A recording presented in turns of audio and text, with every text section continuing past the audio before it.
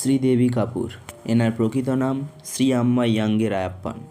ইনি একজন ভারতীয় চলচ্চিত্র অভিনেত্রী, যিনি তামিল, হিন্দি, তেলুগু, মালায়ালম এবং কিছু সংখ্যক কন্নড় চলচ্চিত্রে কাজ করেছেন। এই বিখ্যাত অভিনেত্রী 1963 সালে 13ই আগস্ট তামিলনাড়ুতে জন্মগ্রহণ করেন। এনার বাবা একজন আইনজীবী ছিলেন এবং এনার এক বোন ও 2 সৎ ভাই রয়েছে।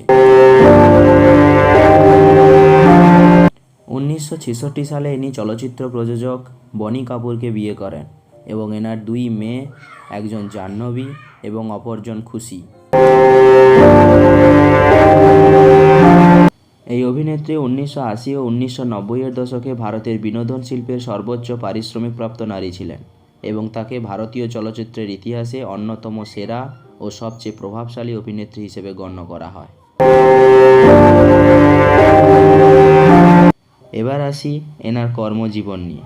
বিনোদন শিল্পে তার অবদানের জন্য 2013 সালে ভারত সরকার এনাকে দেশটির 4র্থ সর্বোচ্চ বেসামরিক সম্মাননা পদ্মশ্রী পদকে ভূষিত করে। এছাড়াও এই বিখ্যাত অভিনেত্রী শ্রীদেবী অভিনীত প্রথম চলচ্চিত্র ছিল কান্দান কারুনাই চলচ্চিত্রে অভিনয়। এটা 1967 সালে মুক্তি পেয়েছিল। এছাড়াও 1976 সালে তামিল চলচ্চিত্র মুনুড্রু মুদিচ্চু, 1977 সালে গায়ত্রী, কবি কুয়েলের মতো অনেক চলচ্চিত্রে ইনি কাজ করেছেন।